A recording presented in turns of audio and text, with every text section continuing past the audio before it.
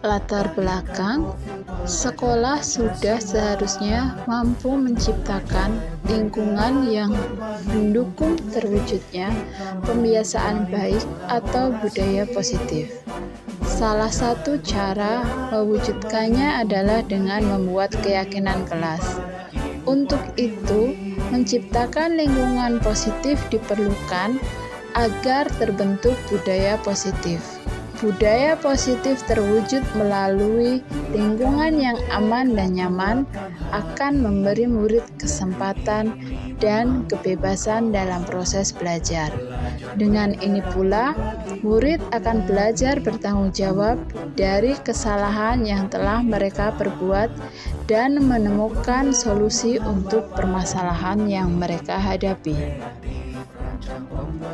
Tujuan mewujudkan budaya positif yaitu yang pertama, membentuk keyakinan kelas, lalu menumbuhkan atau menanamkan budaya positif melalui keyakinan kelas dan pelaksanaan segitiga restitusi, menumbuhkan nilai-nilai profil pelajar Pancasila pada peserta didik, mewujudkan pembelajaran yang berpihak pada murid, mengajarkan murid mencari solusi dari suatu permasalahan, menumbuhkan motivasi internal melalui penerapan disiplin positif, dan menumbuhkan nilai-nilai kebajikan. Tolak ukur yang pertama, peserta didik mampu membuat keyakinan kelas. Yang kedua, guru dan peserta didik saling berkolaborasi untuk menciptakan budaya positif secara konsisten. Selanjutnya, peserta didik mampu menemukan solusi dari permasalahan yang dihadapi. Dan yang terakhir adalah murid memiliki karakter kuat, terutama karakter profil pelajar Pancasila. Lini masa tindakan. Yang pertama, memberi penjelasan pada peserta didik tentang keyakinan kelas. Yang kedua, membuat keyakinan kelas bersama dan mempraktekkan segitiga restitusi. Kemudian melakukan diseminasi budaya positif pada warga sekolah, guru, dan peserta didik. Selanjutnya, melaksanakan keyakinan kelas secara konsisten dan kontinu.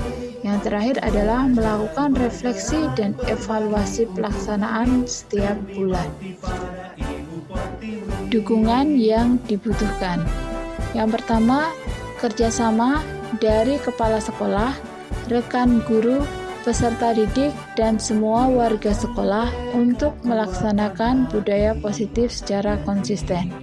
Yang kedua, kerjasama dari wali murid untuk melaksanakan budaya positif di rumah. Yang ketiga, alat dan bahan, PowerPoint tentang budaya positif, laptop, proyektor, post-it, double tape, kertas, spidol, dan lain-lain. Dan yang keempat adalah cara menjalankannya, yaitu dengan menjalin komunikasi bersama pada sekolah dan semua warga sekolah, serta meminta dukungan dalam rangka menyiapkan perancangan dan strategi yang efektif agar dapat membantu pembentukan budaya positif murid menjadi sebuah keyakinan untuk mencapai arah dan tujuan yang kita impikan.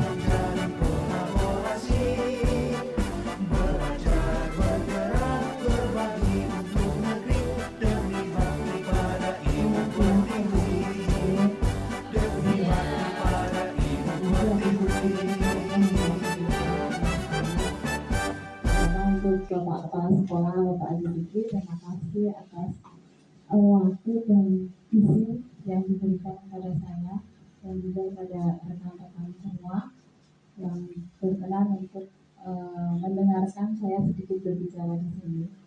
Oke, di sini saya ingin menyampaikan tentang budaya positif. Ya. Budaya positif itu adalah pengertian dari budaya positif. Budaya positif merupakan perwujudan dari nilai-nilai atau keyakinan universal yang diterapkan di sekolah. Budaya positif diawali dengan perubahan paradigma tentang teori kontrol.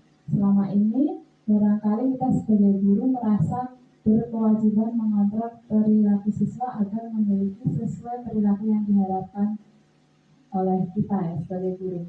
Jadi kita di sini mengubah cara berpikir kita, gitu loh, bahwa kontrol itu bukan ada di dalam diri guru, tapi ada di dalam diri anak itu sendiri. Nah, ini nanti sebenarnya budaya positif ini juga akan ada di kurikulum merdeka. Ya kebetulan kita kan belum sekarang. Ya jadi kemarin saya ada teman diskusi teman saya di Jogja itu sudah ada kurikulum merdeka yang mereka sudah mengikuti belajar merdeka. Itu ada aksi-aksi nyatanya mirip-mirip seperti ini. Jadi nanti ada upload-uploadannya hampir sama seperti ini. Jadi untuk guru penggerak ini di modul pertama itu berisi tentang kurikulum merdeka, filosofi pemikiran Ki Hajar Dewantara, nilai-nilai guru penggerak, visi guru penggerak, dan yang terakhir ini budaya positif. Jadi nanti di kurikulum merdeka itu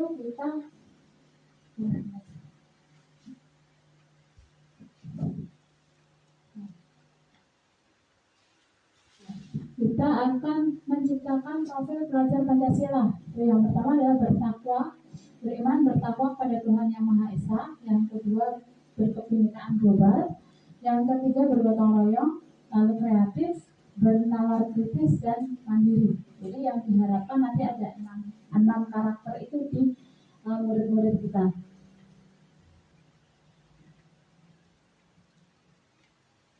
Nah, perubahan paradigma budaya positif itu menurut Dr. William Glasser adalah kontrol teori untuk meluruskan miskonsepsi. Ya, miskonsepsi berarti konsep yang salah selama ini gitu ya.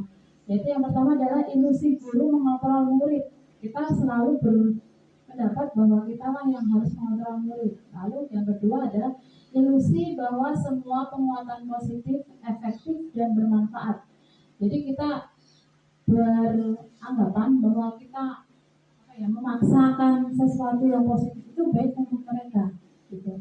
Lalu yang ketiga adalah ilusi bahwa kritik membuat orang merasa bersalah itu menguatkan karakter dari salah. Ketika kita membuat orang merasa bersalah, biasanya dia ada rasa iri, dendam, ya, dan juga rendah diri. Biasanya kepercayaan dirinya justru akan hilang. Lalu yang terakhir adalah ilusi bahwa orang dewasa memiliki hak untuk memaksa. Nah, kita sering memaksa murid kita harus begini, harus begitu untuk mengikuti peraturan. Itu paradigma yang perlu diluruskan. Lalu arti dari kata disiplin itu sendiri itu berasal dari kata disiplina, yang artinya sebenarnya adalah belajar. Ya, kata disiplin itu arti sebenarnya adalah belajar. Nah, makna asal kata ini berkonotasi dengan disiplin diri dan murid-murid, ya, dari Socrates dan Plato. Nah, tapi belakangan ini disiplin di budaya kita itu telah berubah menjadi sesuatu yang dilakukan oleh untuk orang lain untuk mendapatkan kepatuhan, ya. Jadi kita lebih akrab disiplin itu adalah kepatuhan, padahal disiplin itu sebenarnya adalah belajar. Nah, belajar di sini artinya bahwa kita bisa mengubah perilaku yang kurang baik menjadi lebih baik gitu ya. Kecenderungan umum dengan kata disiplin itu adalah ketidaknyamanan, bukan apa yang kita hargai atau pencapaian suatu tujuan. Jadi lebih kalau ada kata disiplin itu orang lebih merasa tidak nyaman gitu ya, karena kita dipaksa. Nah, biasanya orang mematuhi atau bersikap disiplin itu ada 3 alasan. Yang pertama adalah untuk menghindari ketidaknyamanan atau hukuman. Ini adalah alasan yang paling umum dan justru paling jelek, ya. Contohnya, ya, ini adalah tingkat terendah dari motivasi perilaku manusia. Biasanya orang yang motivasi perilakunya untuk menghindari hukuman atau ketidaknyamanan akan bertanya apa yang akan terjadi bila saya melakukannya. Contohnya saja, nggak usah ke murid kita, kita sendiri. Kalau kita sedang di jalan raya, kita nggak bawa SIM, kita nggak pakai helm, itu kan kita tidak nyaman, takut karena hukuman. Bukan kita pakai helm untuk melindungi keselamatan kita, tapi ambil orang dibilang polisi, ya gitu ya. Jadi ini alasan-alasan yang biasa dilakukan orang untuk disiplin itu ini. Yang kedua adalah untuk mendapat imbalan atau penghargaan dari orang lain. Ambil di alam, ya itu. Ada motivasinya dari luar kan, itu ambil di alam ya. Atau anak yang rajin belajar, atau anak yang bertanya terus, ambil di alam kalau bumi, nah gitu. Jadi satu tingkat di atasnya adalah di sini orang berperilaku untuk mendapatkan imbalan atau penghargaan dari orang lain, ya. Orang dengan motivasi ini akan bertanya, apa yang akan saya dapatkan bila saya melakukannya, ya. Kalau saya seperti ini, saya dapat apa? Gitu. Nah, biasanya ini untuk mendapatkan pujian, ya, biasanya itu pujian. Lalu ya, nah yang ketiga, ini adalah tingkatan yang paling tinggi, yang memang diharapkan ada pada diri anak-anak kita dan juga kita sendiri, yaitu untuk menjadi orang yang mereka inginkan. Mereka di sini adalah kita sendiri, ya, yang mereka inginkan, dan menghargai diri sendiri dengan nilai-nilai yang mereka percaya.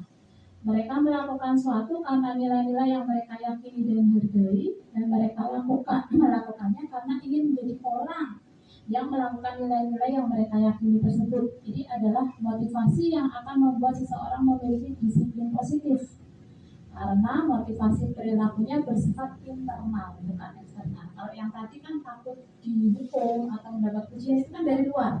Sedangkan yang ini adalah dari dalam diri kita sendiri. Makanya anak udah rajin belajar karena apa ya? Karena saya pengen pintar, karena saya pengen berprestasi, gitu. Bukan karena diiming-imingi bakal nilainya bagus, oleh hadiah itu yang diharapkan dari penanaman budaya positif.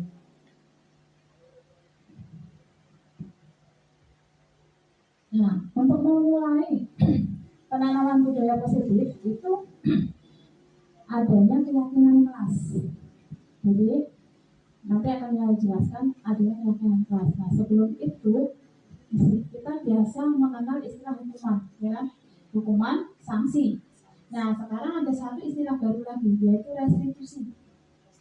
Ya, nah, kalau hukuman itu biasanya bersifat sepihak, ya, sepihak dan spontan. Pokoknya ada anak didik kita yang melakukan kesalahan, biasanya kita sebagai guru itu punya hak penuh untuk melakukan apa saja kepada si anak, itu ya, sepihak dan spontan. Dan biasanya itu akan membuat korban merasa tidak nyaman, ya, itu hukuman. Biasanya berupa fisik, ya, kalau hukuman itu. Lalu yang kedua adalah sanksi. Nah, sanksi atau konsekuensi ini sudah ada penting. Jadi ada kesepakatan. Biasanya kita ada kesepakatan, tapi juga masih dikuasai oleh guru. Dan itu hanya efektif dalam jangka pendek. Nah, yang ketiga adalah restitusi. Nah, ya sebentar.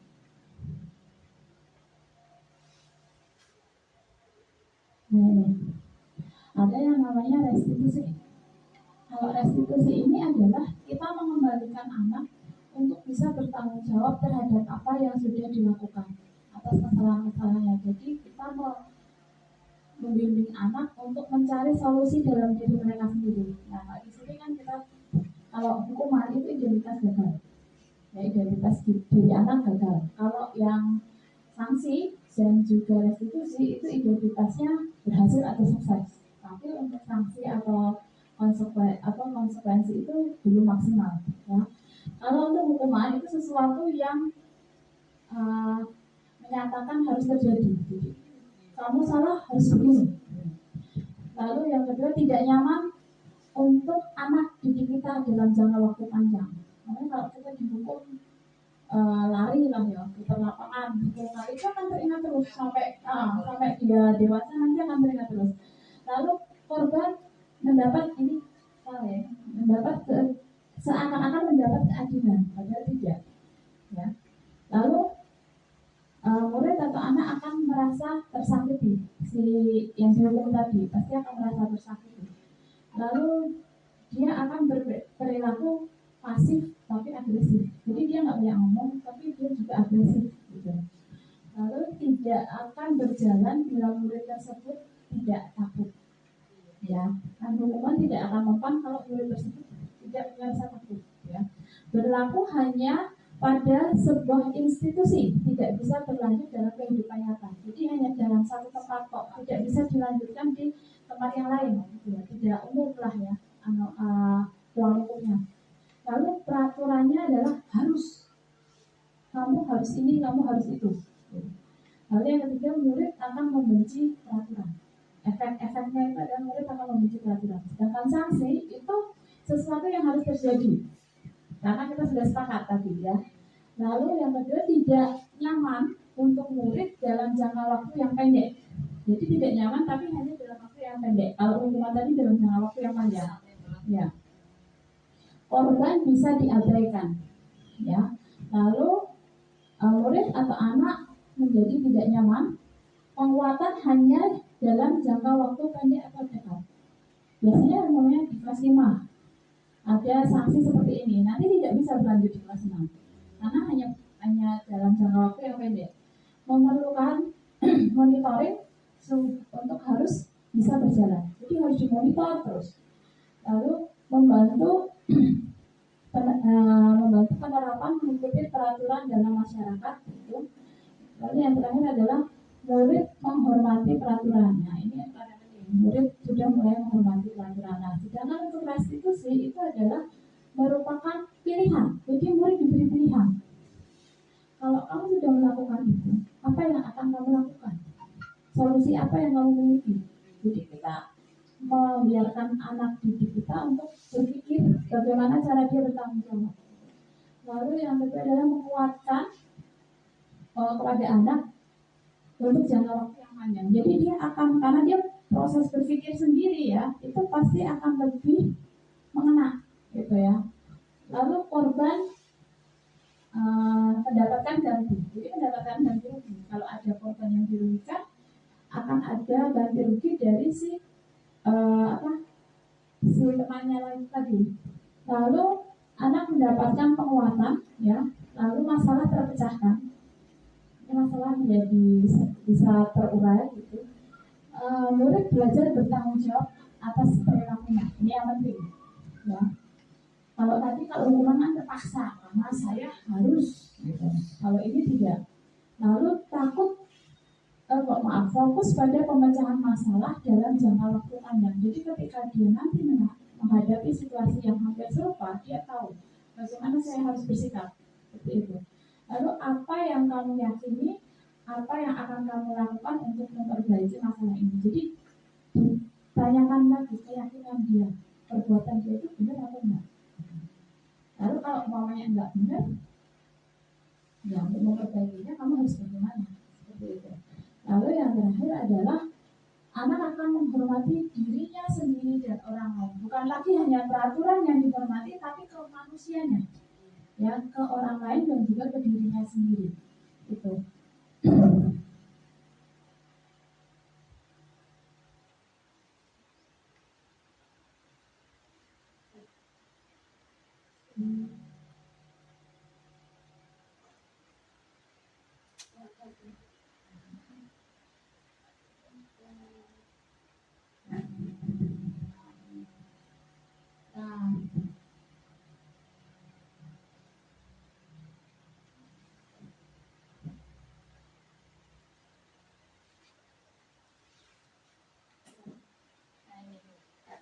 Disinggung masalah restitusi. Nah, ini pengertiannya.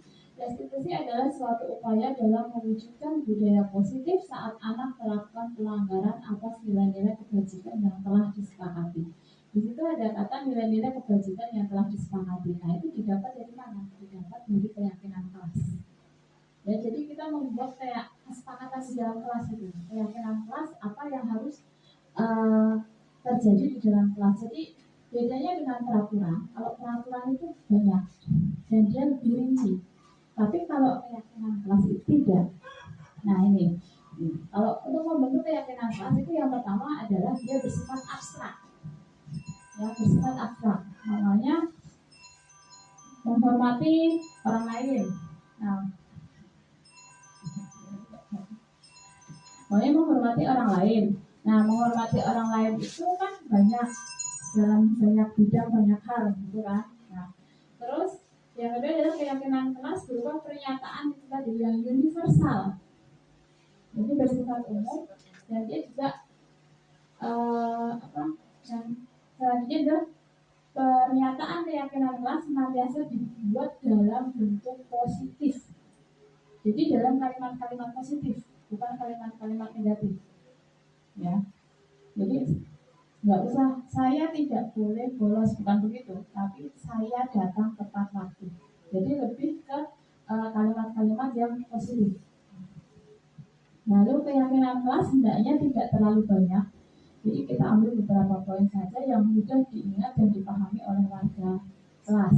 Misalnya kalau di kelas itu ada kejujuran, menghormati orang lain, bekerja sama. Itu kalau kejujuran itu kan bisa dalam mengerjakan soal, ya kan, mengerjakan PR, dia nyontek atau enggak, dalam ujian dia nyontek atau enggak, dalam pergaulannya juga ada kan tentang kejujuran. Lalu kalau namanya untuk menghargai orang lain ini juga banyak, namanya ada yang sedang nyapu dia tiba-tiba ngomong, itu kan tidak menghargai orang lain. Atau ada guru yang sedang menjelaskan dia tiba-tiba ngobrol sendiri, nah itu sudah masuk di situ.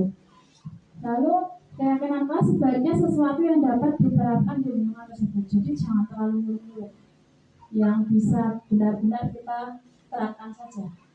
Semua warga kelas hendaknya ikut berkontribusi dalam pembuatan keyakinan kelas lewat kegiatan curah pendapat. Nah, ini semua kelas bisa. Dari kelas 1 sampai kelas 6 bisa. Bahkan anak TK pun bisa membuat kesepakatan kelas. Tinggal kita menyampaikan dengan cara yang sederhana. Nanti kalau saya, itu biasanya kita kasih kertas kecil. Kira-kira apa yang ingin kamu jadi? Kamu punya bayangan apa untuk kelas kita? Gitu. Nah, ya. Lalu nanti ditulis sama anak-anak itu, bisa ditempel di papan tulis. Nanti kita bacakan, kan pasti ada yang mirip-mirip. Nah, nanti yang mirip-mirip itu kita jadikan kesimpulan, sebenarnya yang ini apa, yang itu apa, itu. Seperti itu. Nanti untuk kelas kecil tinggal penyampaiannya dengan bahasa yang lebih sederhana saja, yang mereka bisa memahami. Lalu yang terakhir adalah bersedia meninjau kembali keyakinan kelas dari waktu ke waktu. Jadi tidak sekali buat terus selesai, tidak. Tapi kita harus selalu mengevaluasi, melakukan refleksi. Sudah pas belum? Apa yang perlu diperbaiki? Apa yang kurang? Itu harus selalu kita lakukan. Bisa mungkin di akhir semester atau akhir tahun, tapi lebih baik di akhir semester.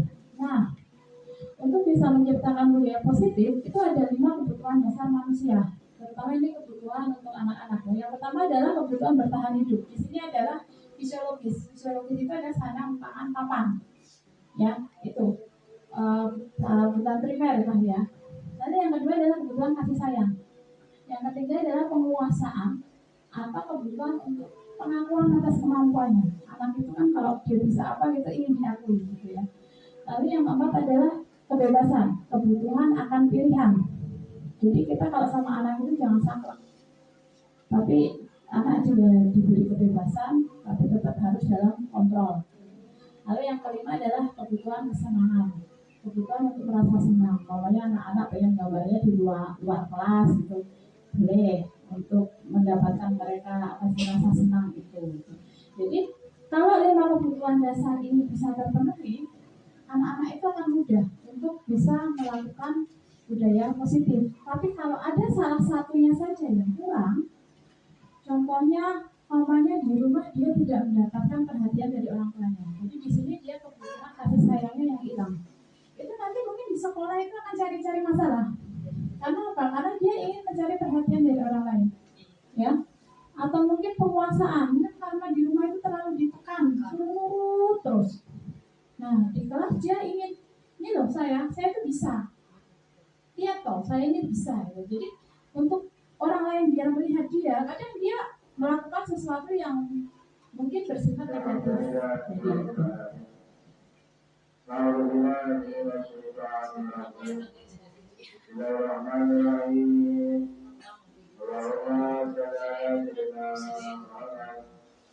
Oke,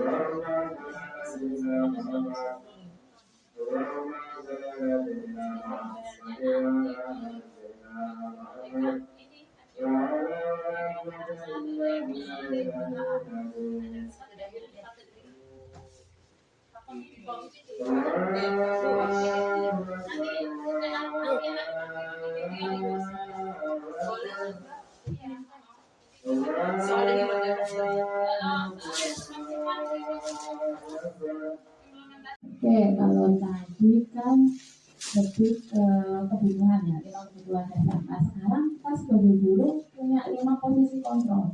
Yang pertama adalah sebagai penghukum, yang kedua adalah membuat orang merasa bersalah, yang ketiga sebagai teman, yang keempat sebagai monitor atau pemantau, yang kelima itu manajer. Kalau penghukum jelas ya, kita mungkin lebih sering melakukan ini gitu ya. Kamu harus ini, kamu punya kesalahan ini, kamu harus begini gitu ya. Atau membuat merasa bersalah, makanya primen pak orang tuanya si hukum. Nah itu kan jadi anak dia ini membuat dia merasa bersalah. Atau yang ketiga menjadi teman, terlalu bestie. Kamu kan sudah ibu bantu, ayo bantu ibu, kadang gitu kan. Lalu yang keempat itu hanya sebagai pemonitor atau pemantau saja. Nah, sedangkan di posisi yang kelima sebagai manajer. Nah, kalau sebagai manajer itu apa yang harus kita lakukan?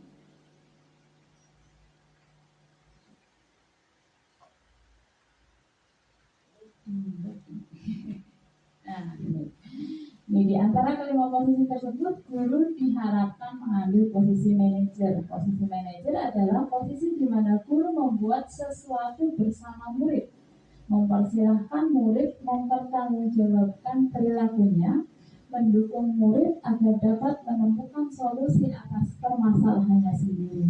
Manajer tidak mengatur perilaku seseorang, namun membimbing siswa mengatur dirinya sendiri. Jadi kalau di sini mungkin kalau mengatur dirinya sendiri itu agak susah ya. Mungkin membimbing siswa untuk bisa mengambil sikap yang tepat ya, apa yang harus dia lakukan.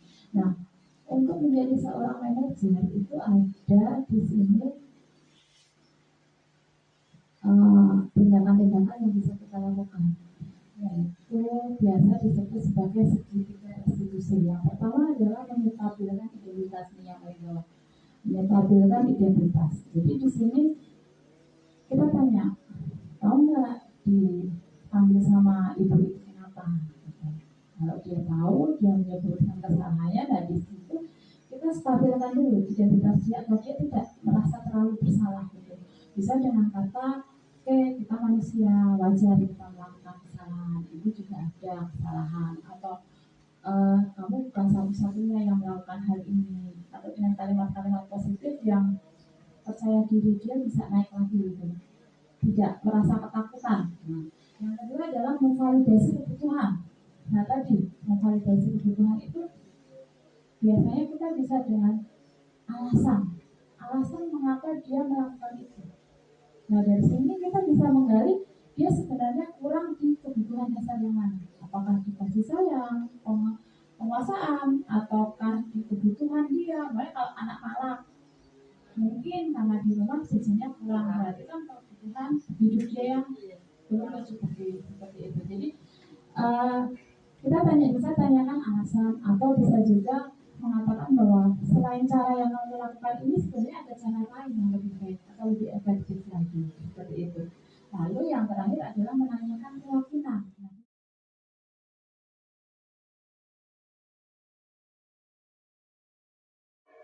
Keyakinan kelas, kita akan memasuki tahun ajaran baru. Kita sudah di akhir semester ya. Kita akan memberikan keyakinan juga. Kita akan membuat keyakinan. Apa itu keyakinan? Keyakinan kelas itu mengambil diri dengan kesepakatan kelas yang pernah kita buat. Nah, jadi nanti apa yang kamu inginkan terjadi di kelas ini, yang bisa terjadi di kelas ini, sesuatu yang mempunyai nilai positif, kamu tuliskan di sini. Ya, nanti masing-masing anak akan ibu beri 2 lembar.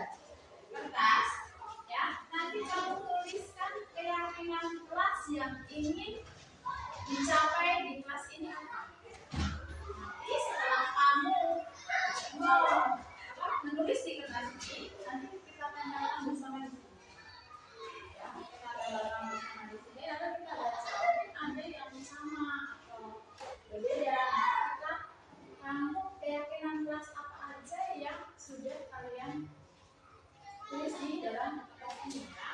Jadi bisa apa yang menurut kalian baik, yang menurut kalian baik bisa kita lakukan di dalam kelas ini. Satu lembar satu saja. Jadi ada 2 lembar berarti 2. Silakan. Silakan kamu baca. Ya.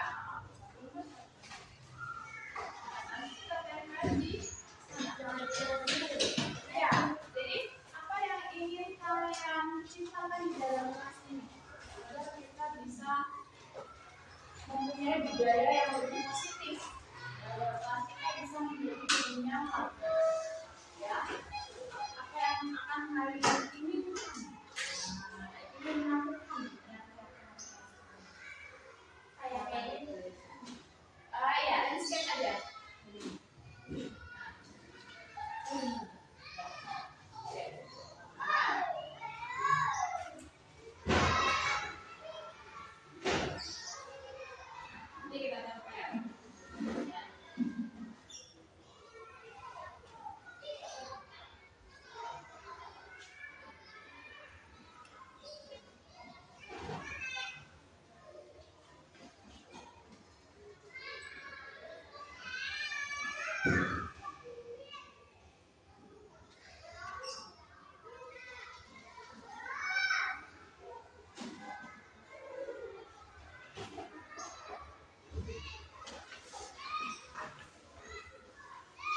Sudah selesai menulis, silakan ditulis di sini.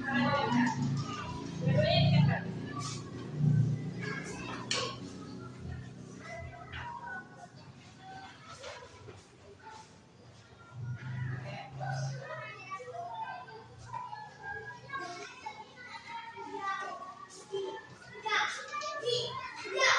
Oke, terima kasih. Ya, kalian kita baca bersama-sama. Pertama, ini adalah buanglah sampah pada tempatnya agar kelas tidak menjadi kotor dan kelas tidak bernyamuk. Oke. Lalu yang kedua, saling rukun dan tolong menolong. Ada lagi, melaksanakan piket kelas bersama. Lalu yang selanjutnya, mari kita saling memaafkan teman di kelas atau di luar sekolah. Oke.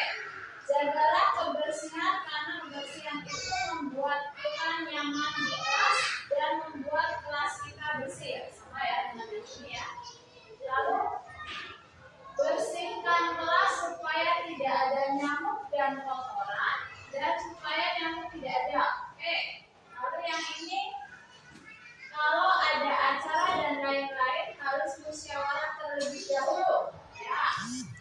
Saling toleransi sama yang berbeda pendapat. Oke, yang ini rukun dalam kelas dan tidak mencontek pada teman. Dan yang terakhir, ayo kita membersihkan kelas agar kelas kita bersih. Oke, ada beberapa poin yang sama. Berarti kalau kita apa namanya? Kita keyakinan kelas kita apa aja?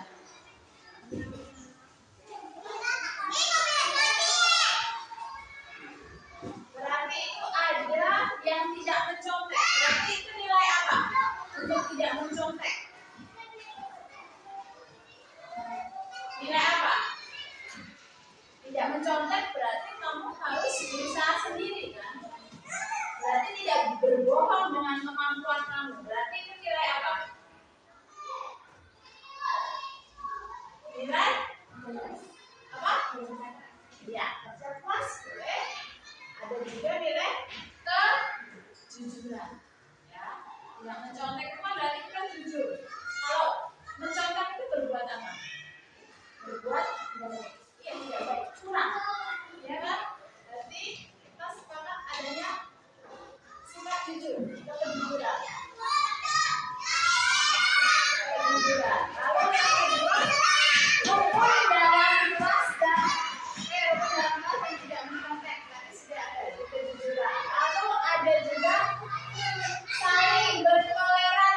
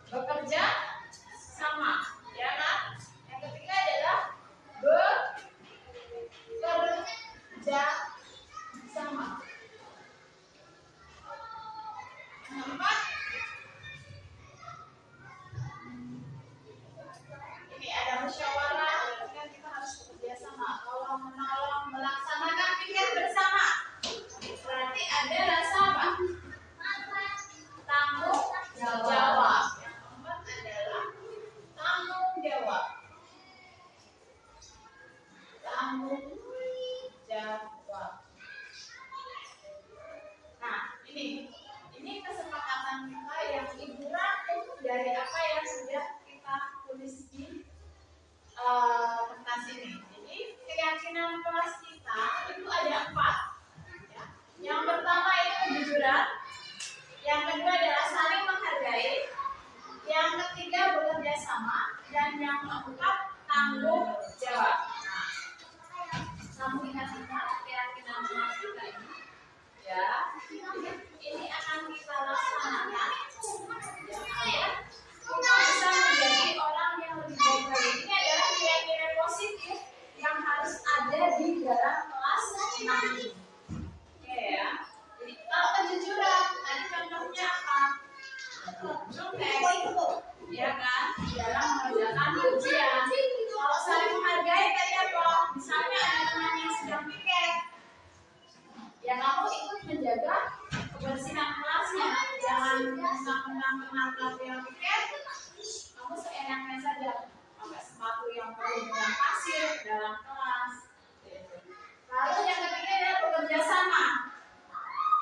Bekerja samanya bagaimana? Contohnya tadi, kalau ada yang piket, yang lain ikut menjaga kebersihan.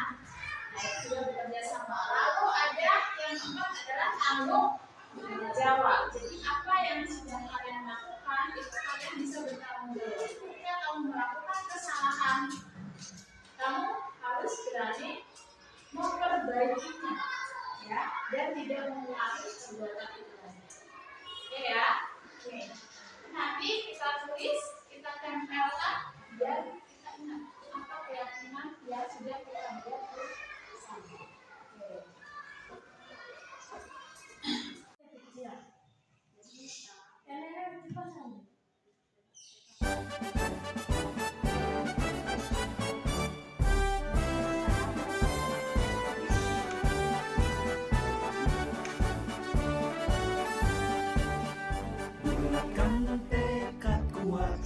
Ditempel aja dulu. Negeri ini memanggilmu kawan, belajar bergerak berbagi untuk negeri, guru penggerak majukan pendidikan, guru penggerak menghamba pada murid, kreatif rancang pembelajaran, hargai potensi tingkatkan prestasi, lahirkan profil pelajar Pancasila. Belajar bergerak berbagi untuk negeri, kita menjalin kolaborasi. Belajar bergerak berbagi untuk negeri, demi bakti pada Ibu Pertiwi.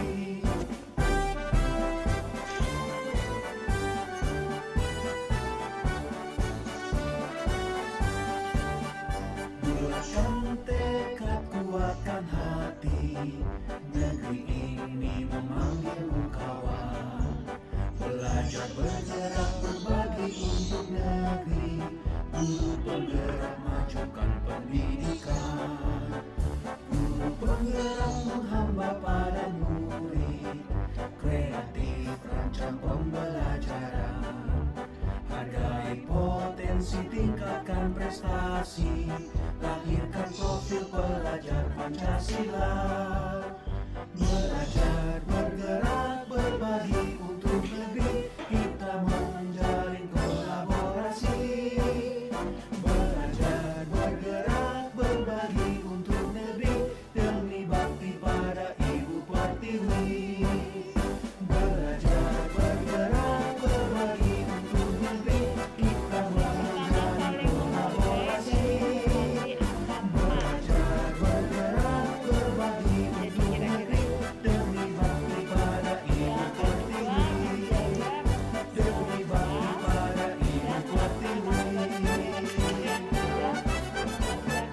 Tugas tepat waktu dan tidak mencontek. Yang keempat, menjaga sarana dan prasarana.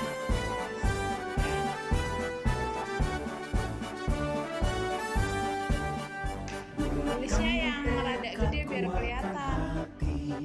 Negeri ini Karena kan ditempel di belajar bergerak berbagi untuk negeri, guru penggerak majukan pendidikan, guru penggerak menghamba pada murid, kreatif rancang pembelajaran, hargai potensi, tingkatkan prestasi, lahirkan profil pelajar Pancasila. Belajar, bergerak, berbagi untuk negeri, kita menjalin kolaborasi. Belajar, bergerak, berbagi untuk negeri, demi bakti pada Ibu Pertiwi.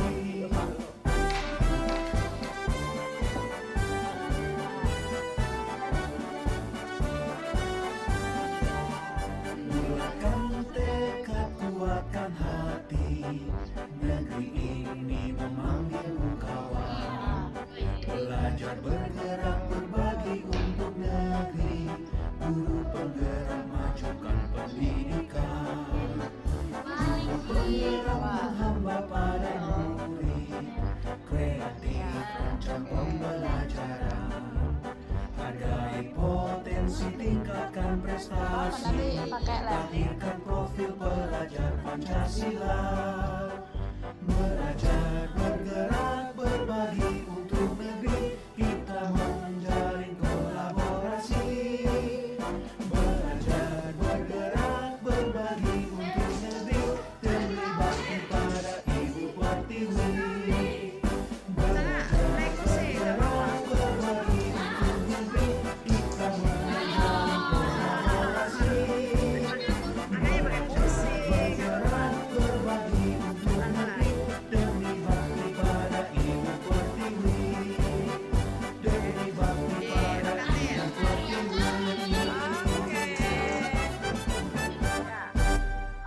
Sudah belum?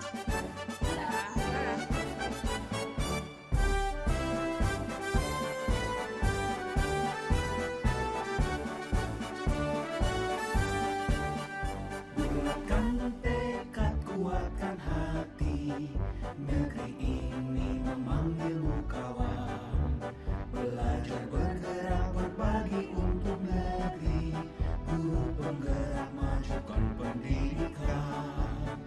Guru penggerak menghamba pada murid, kreatif rancang. Materi tentang keyakinan kelas. Untuk di kelas 6 sendiri keyakinan kelas sudah ada, sudah kita buat. Nah, kira-kira saya mau tanya sama rekan-rekan di sini, kesulitan dari rekan-rekan dalam itu mempraktekkan membuat keyakinan kelas. Kira-kira yang mau ditanyakan atau masih ngeblank?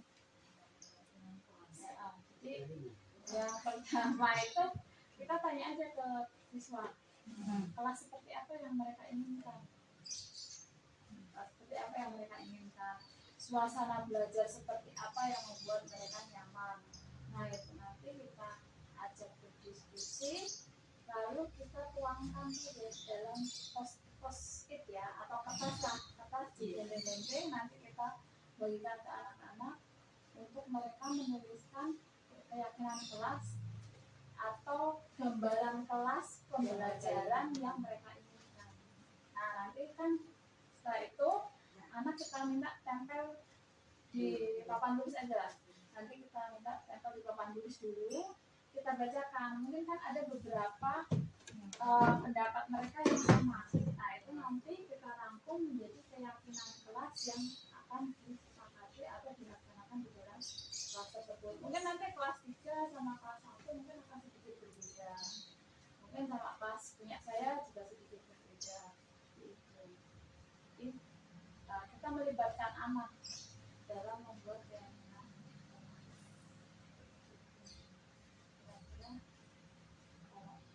Kesulitan Ini untuk kelas 1 ya, yang masih anak kecil ya. suruh nulis juga Untuk nanti diminta untuk mengutarakan saja. Nanti gurunya yang menulis ya. Ya, nah setelah keyakinan kelas itu terbentuk, biar anak itu ingat ya. Nah, kita tempel. Jadi nanti kita bikinnya bareng-bareng aja sama anak-anak gitu. Kalau kelas 1 kelas 2 nanti gurunya yang nulis di kertas, pakai kertas apa itu? Manila gitu, terus pakai astro yang warna-warni biar cantik gitu. Nanti kan karena itu kesepakatan bersama, nanti di bawah bisa ditambahin tanda tangan satu kelas guru dan murid-murid di kelas tersebut. Jadi bahwa kita sudah sepakat ini adalah keyakinan kelas kita. Nah, ketika nanti ada anak yang melanggar, nah kita praktek segitiga restitusi kemarin. Jadi kita jangan langsung menghukum, ya, nyapu. Jadi harus kita tanyakan alasannya mengapa, lalu kita memvalidasi kesalahannya, identitasnya, dan memberikan, bukan memberikan tapi membimbing anak untuk kira-kira solusinya seperti apa. Seperti itu. Jadi nanti Umpamanya di kelas kecil apa ada maksudnya itu apa namanya tulisan seperti itu bisa dibacakan atau mungkin seminggu sekali, kadang yang namanya anak laki-laki kan ada deadline dulu ya tidak apa-apa. mungkin bisa dibaca diingatkan ya. Atau mungkin sebelum pulang, ayo siapa yang ingat keyakinan kelas kita. Nah itu sebenarnya setiap Sabtu kita bikin game atau permainan, siapa yang ingat keyakinan kelas kita pulang duluan gitu, untuk apa ya, selalu mengingatkan dan membudayakan mereka untuk selalu membaca. Itu bisa ya, karena kalau memang cuma ditempel itu anak lewat besok lagi ditanya bumbu bisa singkatan itu bisa diakalin seperti itu. Jadi dengan apa mengingatkan boleh, kalau dibacakan kayaknya tuh tetap aja nanti isinya menguap. Mending kayak itu bikin game, siapa yang masih ingat keyakinan kelas kita, misalnya ada berapa, nomor 1 apa, nomor 2 apa, atau siapa yang ingat, silahkan tulis tangan. Nanti entah itu boleh pulang duluan atau istirahat duluan, bisa tanam gitu kan, itu bisa.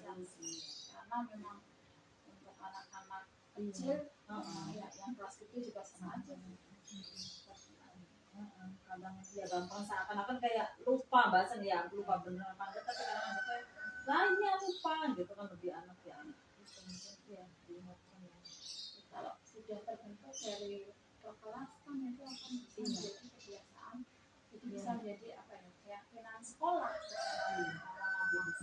Jadi harapan memang arahnya ke sana, bahwa nanti budaya positif itu dimulai dari kelas, nanti akan menjadi yang satu sekolah, yang kebiasaan di semua satu sekolah.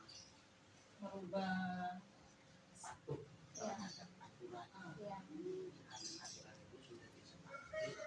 bersama. Ya, karena itu kan kesepakatan, jadi mereka tidak merasa terpaksa karena ini kesepakatan yang sudah dibuat bersama. Nah, kalau kita yang bikin aturan kan mereka langsung lupa dan merasa terpaksa. Nanti kalau maunya pas kita mau membuat keyakinan kelas, mungkin buat ibu-ibu di sini ada yang mungkin ada mengalami kesulitan atau ada yang bingung, bisa nanya saya atau nanti bareng sama saya di kelas poin-poinnya kayaknya apa sih ya, bisa. Kalau di kelas 6 sudah, karena ini kan baru masuk lagi ya Pak ya, jadi untuk kelas yang lain belum. Kalau kelas 6 sebelum aku baru satu ya. Nah di kelas 1 sudah nyicil, nah, kelas yang lain belum ya, keyakinan kelasnya baru nanti apa sih namanya, tanggung jawab dia. Jadi kalau semua kelas sudah punya, nanti tinggal ya tanggung jawab kita untuk bisa selalu membiasakan itu. Karena kalau nggak diingatkan terus menerus ya cuma jadi pajangan ya, yang menjadi anu kan itu permasalahan akhirnya hanya sebuah tempelan dan biasa kayak cuma formalitas. Ya, itu aja. Kalau mungkin nanti ibu di sini untuk apa ya, sesuatu atau mungkin ada yang mau ditanyakan itu. umpamanya gini, ini sudah termasuk bisa kayak masuk ke keyakinan kelas. Kadang kan yang namanya anak nulis lah ya, nulis ada yang mungkin cepet-cepet banget, lambat banget. Kita membuat keyakinan bahwa ya sudah yang yang cepat, kita ambil buku, mungkin ada buku di lemari, ambil buku apa, kan mau baca apa gitu, untuk supaya tidak mengganggu teman yang lain. Itu bisa termasuk ya di kegiatan kelas. memanfaatkan waktu dengan apa ya, lebih baik Iya, kan nggak mengganggu jadi Ya, kan bisa, teman bisa. yang lain.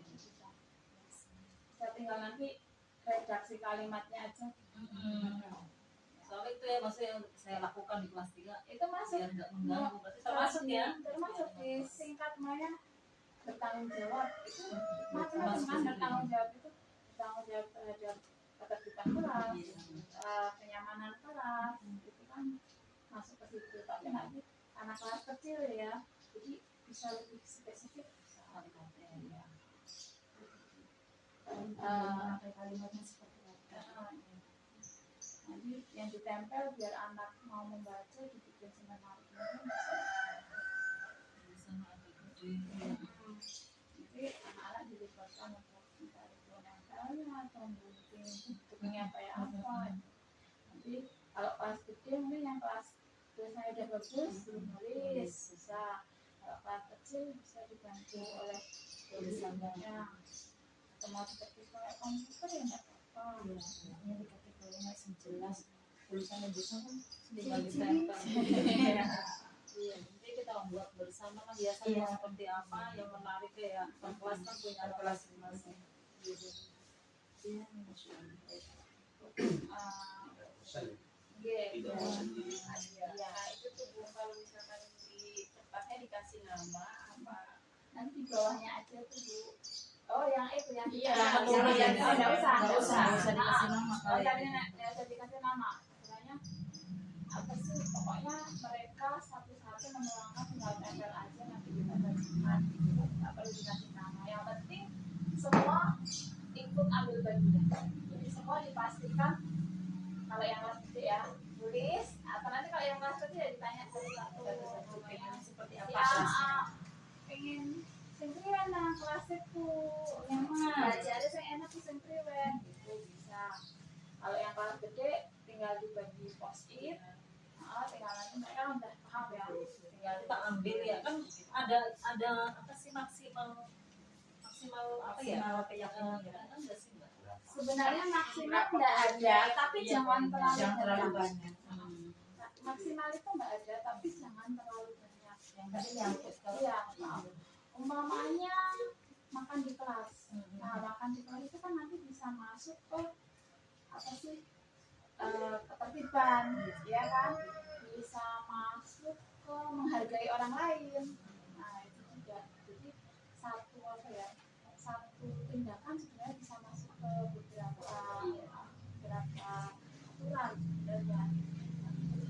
Yang penting aja, yang penting dan yang paling dasar untuk ada di persidangan tertib, ya kan, disiplin. Tapi terkadang setiap kelas beda-beda ya. Ya, kan masalahnya beda-beda karakternya kan beda-beda antara kelas kecil dengan kelas gede itu. Jangan terlalu banyak. Mungkin bisa bertahap kali ya. Umpamanya gini kita nyoba kayak kan di misalnya umpamanya 5.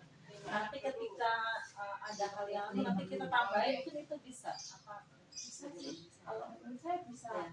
Apalagi untuk yang kelas kecil ya. Ya, umpamanya kan yang penting itu setelah berjalan itu bisa berjalan daripada banyak malah tidak berjalan dan banyak akan sia-sia. sama sekali tidak ada yang kayak mencoba dulu ya Iya, apa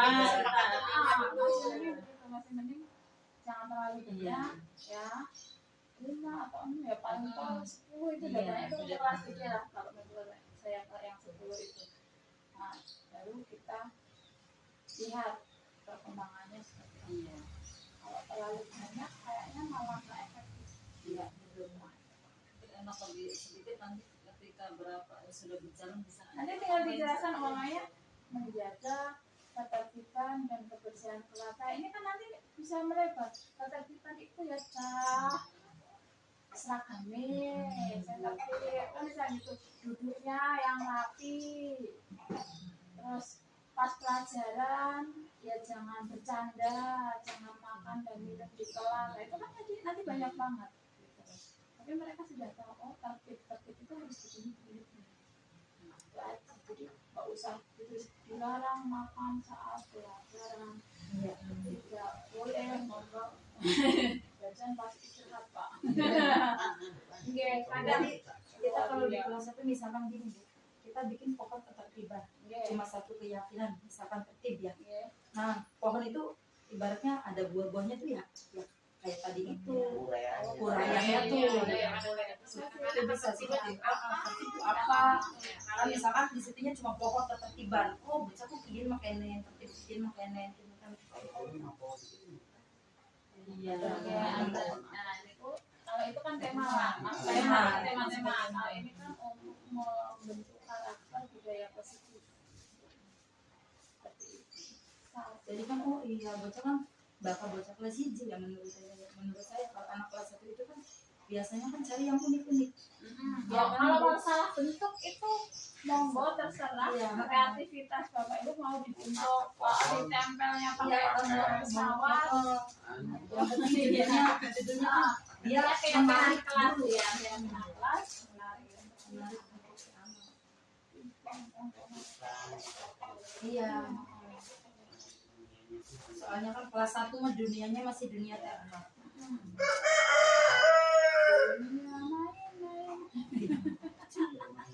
Tapi alhamdulillah ketika si anak baca-baca buku berantakan semua. Alhamdulillah. Kalau buku berantakan itu benar nggak menurut aku nggak Bu? Jadi harus tiap hari dibereskan lagi Bu. Ayo yang tadi main buku jadi langsung. Nah itu kan salah satu cara apa ya? Menemukan solusi dari masalah mereka. Cuman mungkin bisa dikasih tahu kalau apa sih berantakan itu nggak kenapa dia tidak diulangi lagi. Alhamdulillah sampai sekarang dia selalu berpikir rapi dan rapi. Saya ngitung dulu. Nah, pokat. Oh ya ratapan. Cukup ya sudah. Nah, ya udah itu aja. Jadi nanti kita bisa apa ya? Bekerja sama. Sharing kita sharing. Iya, budaya positif di sekolah.